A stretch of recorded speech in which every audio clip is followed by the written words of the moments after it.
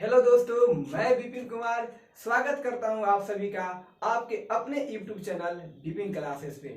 दोस्तों, आज मैं फिर आ गया हूं आपके लिए एक नया वीडियो लेकर, जिसमें आज मैं चर्चा करूंगा 10वीं क्लास के एक नए चैप्टर दो चर वाले रैखिक समीकरण युग्म, pair of linear equation in two variables. इससे पहले मेरे चैनल पे 10वीं क्लास के मैथमेटिक्स सब्जेक्ट के इंट्रोडक्शन का वीडियो अपलोड हो चुका है।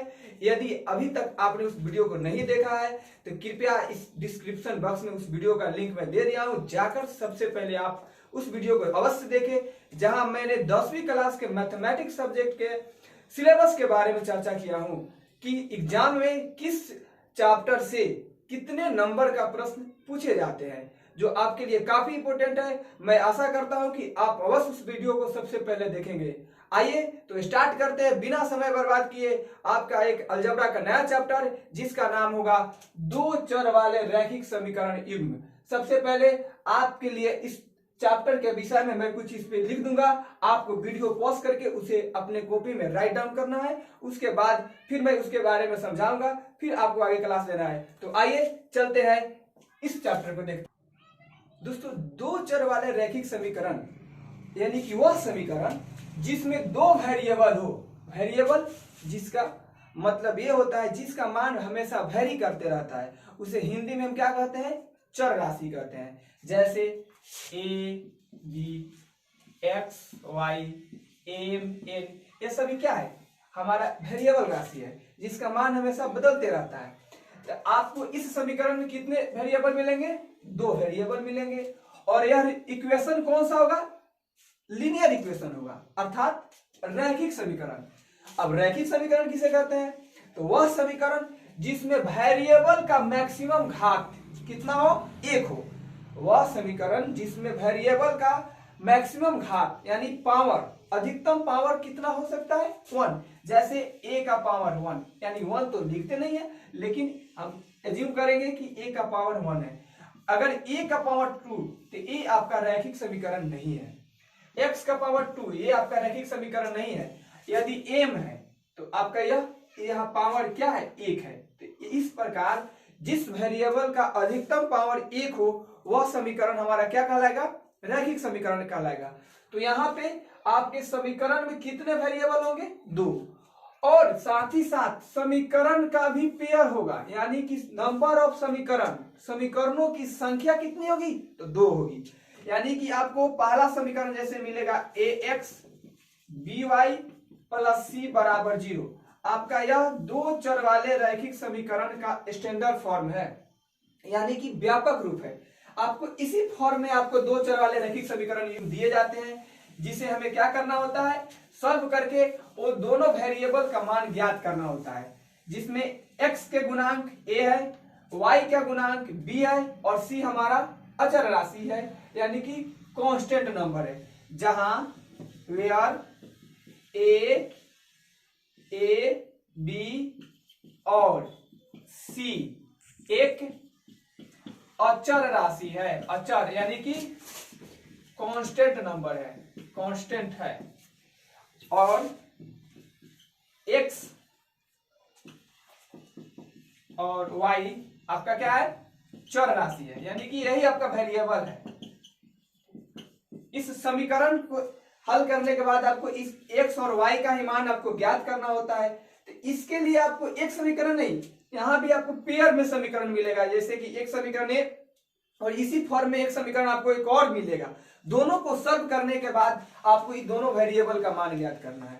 आप एक बात याद रखिएगा कि जितने वेरिएबल होते हैं उतना ही नंबर ऑफ इक्वेशंस होते हैं, यानी कि अगर दो वेरिएबल तो दो समीकरण, एक समीकरण है तो एक वेरिएबल ही होंगे, तभी उसका हम मान ज्ञात कर सकते हैं। अगर वेरिएबल की संख्या 2 है, समीकरण की संख्या 1 है, तो वहां दोनों वेरिएबल का मान ज्ञात करना संभव नहीं है। इसलिए यहाँ पे आपको क्या मिलेगा? जब भी मिलेगा तो समीकरणों की संख्या कितनी होगी? 2 होगी। और वहां वेरिएबल भी क्या होंगे? दोनों का वेरिएबल सेम होंगे। जैसे यहाँ भी एक्स वाई है तो दूसरे समीकरण में भी आपको वेरिएबल एक्स वाई ही होगा, तभी क्या कहलाएगा? पेयर कहलाएगा। जैसे कि दो जूते होते हैं उनका पेयर होता है, यानी दो चप्पल होते हैं तब उनका पेयर होता है। ऐसा नहीं ना होता है कि एक जूता एक चप्पल पेयर हो गया, नहीं होता है। तो यानी कि दो वेरिएबल होंगे जो दोनों समीकरण में क्या होंगे, सेम होंगे, एक्स वाई तो दूसरे में भी एक्स वाई, यानी ऐसा नहीं कि एक में एक्स वाई दूसरे में वाई जेड, ऐसा नहीं हो सकता। तो आइए अब इसके बाद हम इसको हल करने के लिए कुछ शर्त होते हैं, कब समीकरण का हल होगा, कब नहीं होगा, कब अनेक हल होंगे, कब एक हल होंगे, इसके बारे में डिस्कस करते हैं। तो आइए इसके बाद हम देखेंगे हल होने के क्या क्या कंडीशन है, क्या क्या शर्तें हैं। हल की शर्तें में, हल होने की शर्तें में सबसे पहला कंडीशन क्या है, a1 by a2 does not equal b1 by b2, अर्थात a1 a2 पहले समझेंगे, a1 b1 c1, यानी कि पहला इक्वेशन में x का गुणांक a1, y का गुणांक b1 और जो अचर राशि है उसे हम c1 कहें। यही सेम अगर इक्वेशन दूसरा है तो x का गुणांक a2, y का गुणांक b2 और इसका जो अचर राशि है वह c2 है। जब a1 by a2 और a1 और a2 का रेशियो बराबर नहीं है, b1 और b2 का रेशियो अर्थात x के गुणांक का रेशियो बराबर नहीं है y के गुणांक का रेशियो, देन क्या होगा, समीकरण युग्म अविरोधी होंगे, यानी कि इसका जो समीकरण युग्म होगा अविरोधी कहलाता है और इसके हल एक यानी केवल एक, हलों की संख्या एक यानी कि केवल एक होंगे। इसी को दूसरे भाषा में क्या कहा जाता है, अद्वितीय हल। अगर कोई चीज एक है तो उसी को ना अद्वितीय कहते हैं। तो इसकी हलों की संख्या क्या होगी, एक होगी, यानी कि अद्वितीय हल होगा, इसका दूसरा कोई हल नहीं हो सकता, यानी दूसरा कोई सोल्यूशन नहीं हो सकता है। और यदि कि इस प्रकार के समीकरण युग्म को हम ग्राफीय विधि द्वारा हल करते हैं, देन वहां पे क्या होगी, जो रेखाएं हमें प्राप्त होगी, यानी इसका जो हल प्राप्त होगा वह रेखाएं क्या होगी, प्रतिच्छेदी रेखाएं होगी, यानी कि एक दूसरे को क्रॉस करती रेखाएं होगी। तभी तो इस दोनों रेखाएं में केवल एक बिंदु भयनिष्ठ होगा, यानी कि उसकी हलों की संख्या एक होगी। यानी कि जब पहला का x का गुणांक दूसरे का x का गुणांक का अनुपात पहला के y के गुणांक और दूसरे के y के गुणांक का अनुपात आपस में बराबर नहीं हो, तब समीकरण युग्म क्या कहलाता है, अविरोधी कहलाता है। हलों की संख्या एक और केवल एक, यानी कि अद्वितीय हल होते हैं तथा ग्राफीय निरूपण प्रतिच्छेदी रेखाएं होती है। ये तीनों बात, अविरोधी, केवल एक हल, ग्राफीय निरूपण कौन सी रेखाएं होगी, ये तीनों आपको ऑब्जेक्टिव पर्पस से काफी इंपॉर्टेंट है। आप पहले इसे अपने कॉपी में लिखेंगे, फिर इसके बाद मैं हल होने की दूसरी शर्तों को लेकर आ रहा हूं, तब तक कि आप वीडियो को रोककर इसे पहले लिख लें। इसके बाद हल होने की दूसरी शर्तें हैं, जहां a1 by a2 बराबर है b1 by b2 और फिर c1 by c2, अर्थात तीनों का रेशियो आपस में क्या हो, बराबर हो, तब समीकरण युग्म क्या कहलाएगा, आश्रित कहलाएगा। समीकरण युग्म आश्रित कहलाएगा। और इसके हल कितने होंगे, इसके अनंत हल हो सकते हैं, यानी कि अनेक हल हो सकते हैं, अनेक हल यानी कि अनंत हल। एवं अगर इस प्रकार के समीकरण युग्म को हम ग्राफीय विधि द्वारा हल करते हैं तो कैसी रेखाएं प्राप्त होगी, समपाती रेखाएं प्राप्त होगी। अब समपाती क्या होता है, अर्थात जैसे कि एक लाइन ये है और इसी पे दूसरा लाइन आ जाए तो इस दोनों के बीच क्या होगा, बहुत सारे बिंदु दोनों में कॉमन हो जाएंगे, यानी कि इनके हलों की संख्या अनंत होगी और यही लाइन क्या कहलाती है, समपाती रेखाएं कहलाती है। तो जब तीनों अनुपात आपस में बराबर हो तो समीकरण युग्म आश्रित कहलाता है, हलों की संख्या अनंत यानी कि अनेक हल होते हैं और ग्राफीय निरूपण समपाती रेखाएं होती है। इसके बाद हम चर्चा करेंगे हल होने की तीसरी शर्तें। इसके बाद हल होने की तीसरी शर्तें क्या है, यानी कि a1 by a2 बराबर है b1 by b2, अर्थात इस दोनों का रेशियो बराबर हो और c1 by c2 का रेशियो बराबर नहीं हो, यानी a1 by a2 बराबर हो b1 by b2, यह बराबर नहीं हो c1 by c2, तब क्या होता है, समीकरण युग्म विरोधी कहलाता है, विरोधी, और इसका कोई हल नहीं होता। इस प्रकार के समीकरण युग्म को अगर आप बनाएंगे तो आपको कोई हल ही नहीं मिल पाएगा। और इसका ग्राफीय तरीका से अगर बनाते हैं तो ग्राफीय निरूपण क्या होगी, समानांतर रेखाएं होगी, अर्थात पैरेलल लाइन। इस दोनों में कोई बिंदु कॉमन है नहीं है, यानी कि इसके कोई हल ही नहीं है। तो जब इस कंडीशन में कोई समीकरण हो तो उसका कोई हल नहीं होगा, समीकरण युग्म विरोधी कहलाएगा और ग्राफीय निरूपण समानांतर रेखाएं होती है। तो ये आप 3 हल होने की शर्तें समझे। पहला क्या था, a1/a2 बराबर नहीं हो b1/b2। दूसरा था a1/a2 बराबर b1/b2 बराबर हो c1/c2। और तीसरा है, यहाँ आप सभी को लिखते चलिए, आप इस तीनों को ऑब्जेक्टिव पर्पस से जरूर याद रखेंगे। इस पे क्वेश्चन भी आगे हम आपको बताएंगे। कहेगा यहाँ पे कोई के एम कुछ भी लिख देगा और कहेगा अनंत हल होने की शर्त से, कोई हल नहीं होने की शर्त से इसका मान ज्ञात करें, तो आपको वहां पे यह बहुत काम करेगा। इसलिए आप इसको जरूर याद रखेंगे, आप इसको जरूर लिख लिए होंगे। अब आइए हम इसको हल करने का कितने सारे तरीके हैं उसको समझेंगे। तो सबसे पहले आपने देखा कि हल होने की शर्त याद रखनी है, किस शर्त में हल होंगे, किस शर्त में हल नहीं होंगे, और इसके बाद जब हल होंगे तो किस तरीके से हल होंगे, यानी कि हल के तरीके क्या है, कौन कौन सी विधियां है जिसके अनुसार हम इस प्रकार के समीकरण को हल कर सकते हैं। तो इसके बाद हम क्या पढ़ेंगे, हल होने की विधियां, हल करने की विधियां। अब इसके बाद हम देखेंगे 2 चर के रैखिक समीकरण की हल होने की कौन कौन सी विधि है, यानी कि इसको किस किस विधि द्वारा हम हल करते हैं। तो सबसे पहला विधि आता है तुलनात्मक विधि, बाय कंपैरिजन मेथड। तो जब आपको 2 समीकरण दिया है तो इसको तुलनात्मक विधि से किस प्रकार बनाएंगे हम इसको समझते हैं। जब आपको 2 समीकरण दे तो आपको दोनों समीकरण से किसी एक वेरिएबल का मान निकाल लेना है, या तो x का निकालेंगे या y का निकालेंगे। अगर x का निकालेंगे तो दोनों से x का निकालिए, अगर y का निकालेंगे तो दोनों से y का मान निकालिए। तो सबसे पहले हम समीकरण 1 को लेते हैं। समीकरण 1 से हम x का ही मान निकाल लेते हैं। तो समीकरण 1 है, यहां से हम x का मान निकालना हो तो 2x बराबर 19 माइनस 3y, यानी कि x का मान कितना आ जाएगा 19 माइनस 3y/2। समीकरण 1 से आया, इसको भी अब आप एक समीकरण मान लेंगे a। फिर समीकरण 2 से निकालेंगे x का मान। समीकरण 2 से, समीकरण 2 है 3x प्लस 4y बराबर 26।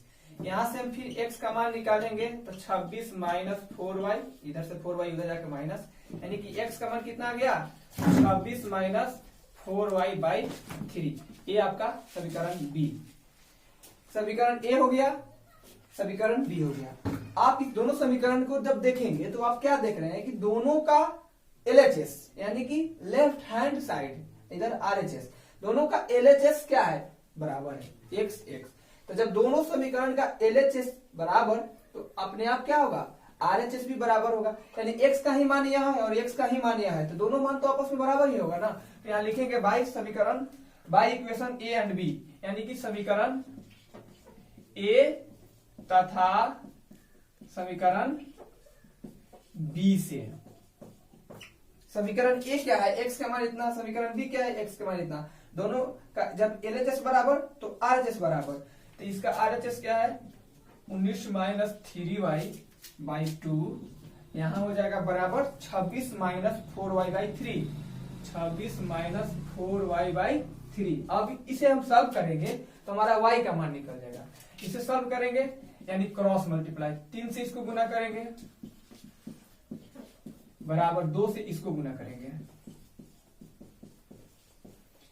19 3 57, 3 तिहाई 9 है, 26 दूनी 52 और माइनस 4 दूनी 8। अब y वाले को एक साइड, बिना y वाले को एक साइड, तो यह माइनस 9y उधर से आ जाएगा, प्लस में हो जाएगा इधर 8y, और उधर है 52 पहले से, और 57 जाएगा तो माइनस 57।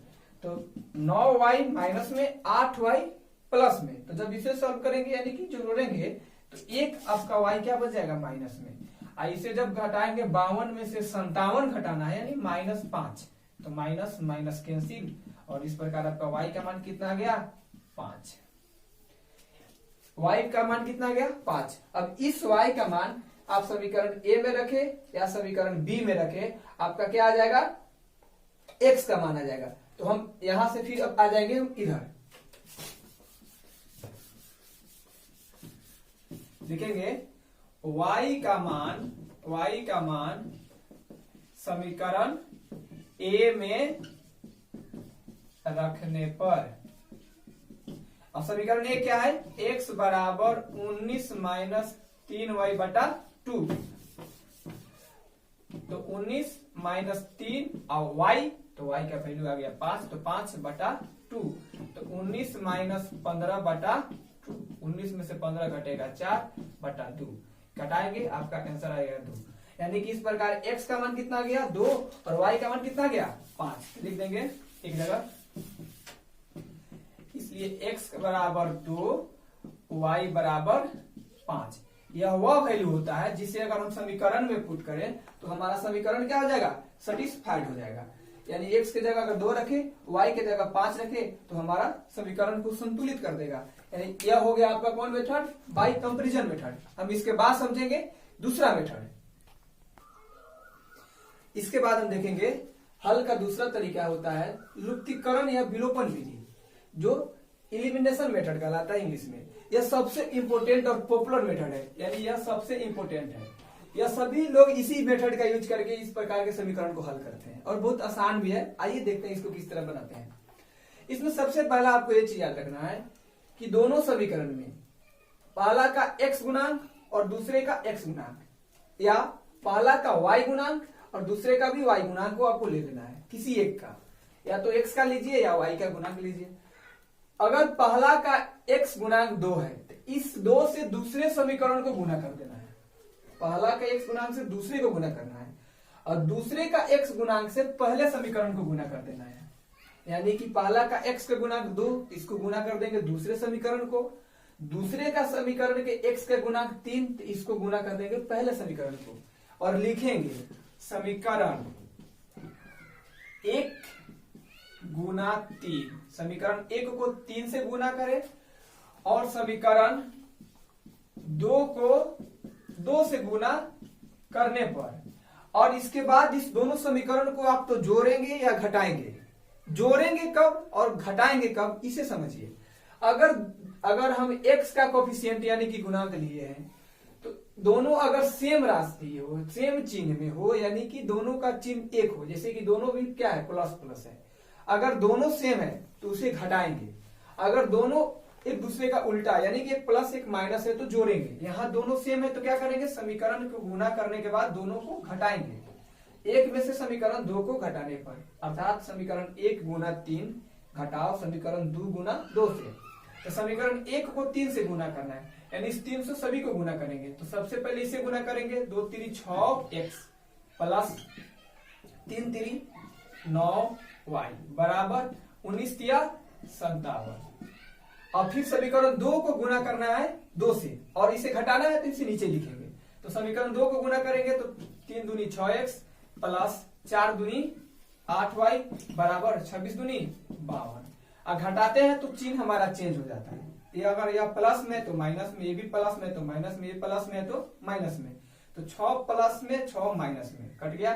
9y प्लस में 8y माइनस में हटाना है तो एक सीधा y आपका बच जाएगा, और 57 में से 52 घट जाएगा 5। डायरेक्ट आपका y का मान यहाँ निकल गया। कितना आसान है, एक लाइन में आपका y का मान आ गया। अब इस y का मान समीकरण 1 या समीकरण 2 में पुट करेंगे, हमारा x का मान आ जाएगा। लिखेंगे y का मान समीकरण 1 में या 2 किसी में रख सकते हैं, समीकरण 1 में रखने पर, तो समीकरण 1 क्या है आपका, इधर लिख देते हैं 2x प्लस 3y बराबर 19। y के वैल्यू 5 पुट कीजिए जहां y है वहां, तो 2x प्लस 3 गुने 5 बराबर 19। तो 2x बराबर 19, यही 15 जाके उधर माइनस हो जाएगा, तो 2x बराबर 19 माइनस 15 4, और यहाँ 2 गुना में उधर जाके 4 बटा 2 यानी 2। इस प्रकार x का मान कितना आ गया 2 और y का मान कितना आ गया 5। तो ये आपका कौन मेथड हो गया, लुप्तीकरण या विलोपन विधि, जो कि बहुत आसान है। सभी लोग इसी का यूज करके बनाते हैं, तो आप भी इसे अच्छी तरह से समझ लें। सबसे पहले क्या करना है कि दोनों का गुणांक लेके एक के गुणांक से दूसरे को, दूसरे के गुणांक से पहले को गुना कर देना है, और दोनों अगर सेम चिन्ह हो तो घटा देना है, अगर अल्टरनेट चिन्ह हो, एक प्लस और एक माइनस हो तो जोड़ देना है। उसको करने के बाद आपका एक वेरिएबल का मान आ जाएगा।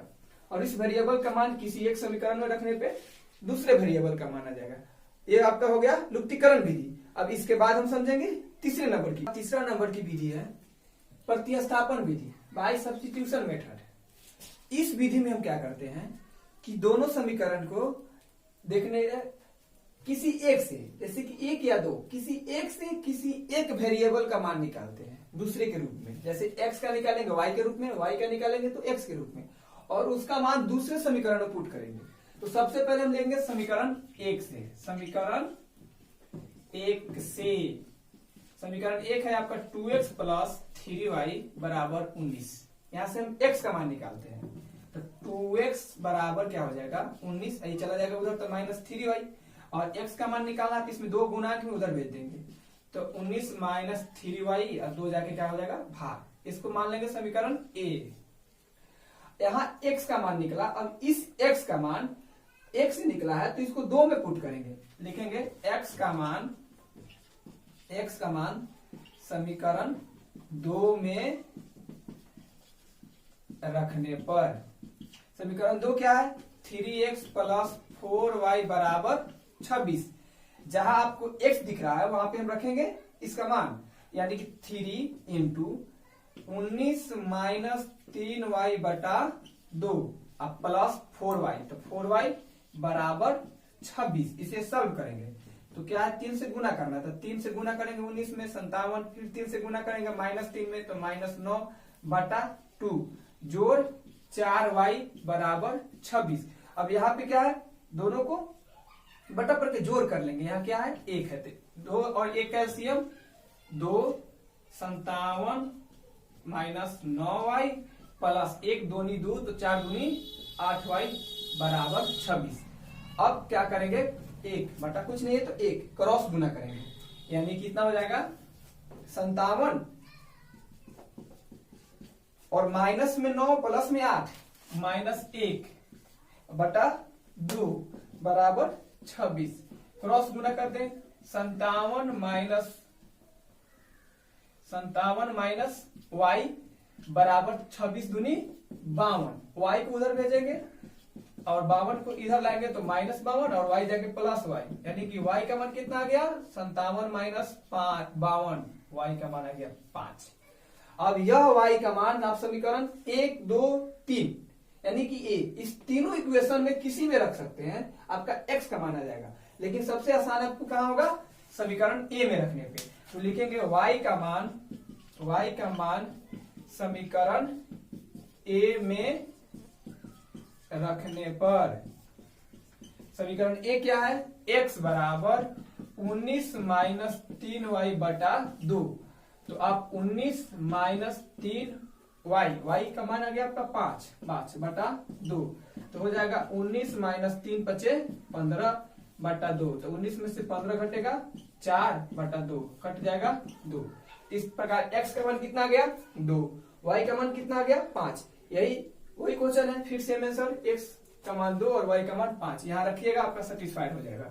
यानी x का मान कितना आ गया 2 एंड y का मान कितना आ गया 5, आपका हो गया आंसर।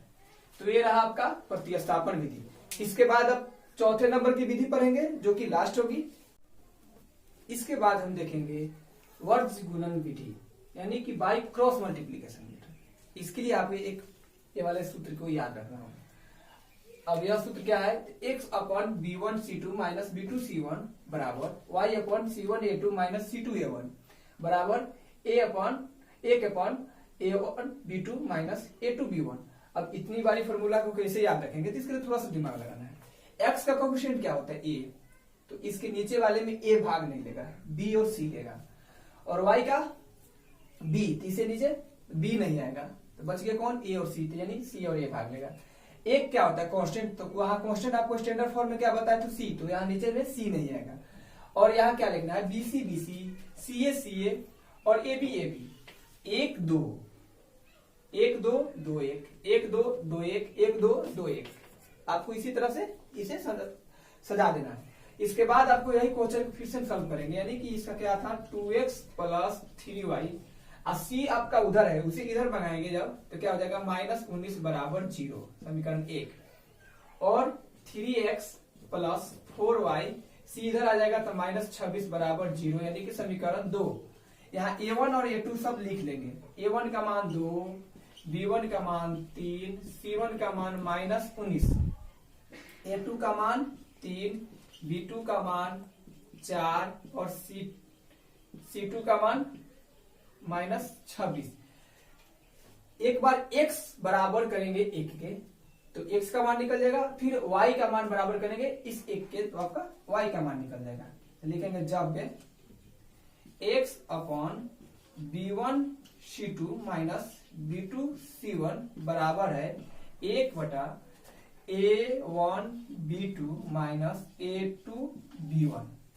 यहाँ पुट करिएगा मान x बटा b1 3, c2 -26 माइनस b2 4 गुना c1 -19 बराबर 1 बटा a1 यानी 2 गुना b2 यानी 4 माइनस a2 3 गुना b1 यानी 3। इसे सॉल्व कर देंगे। x बटा 26 3 तो -78 आई हो जाएगा 19 चौके 76, तो माइनस गुने माइनस यानी प्लस 76 हो जाएगा बराबर 1 बटा 2 चौके 8 माइनस 3 तिहाई 9 यानी कि 8 माइनस 9। अब क्या हो जाएगा x बटा -2 और 1 बटा -1, दोनों का माइनस कैंसिल हो जाएगा, क्रॉस गुना करेंगे x का मान कितना आ जाएगा 2। इस प्रकार का आपका x का मान निकल गया। जब x का मान इस 1 के बराबर रखे तो x का मान आ गया। फिर इसी प्रकार हम क्या करेंगे, इस y का मान इस 1 के बराबर रखेंगे तो हमारा y का मान आ गया। तो आइए यहाँ फिर यह y का मान लेकर फिर से बना देते हैं, तो आपका y का मान आ जाएगा। आप लिख लीजिएगा y upon c1 a2 minus c2 a1 बराबर हो इसके, तो अब यहां से y का मान निकल जाएगा। तो y बटा c1 -19 गुना a2 का मान 3 माइनस c2 -26, c2 है -26, ये तो आपका सूत्र का माइनस है, और c2 भी आपका क्या है -26 गुना a1 यानी कि 2 बराबर 1 बटा, बात उधर तो वही आएगा, फिर से लिख देते हैं a1 2 b2 4 माइनस a2 3 और गुना b1 3। इधर आ जाइए,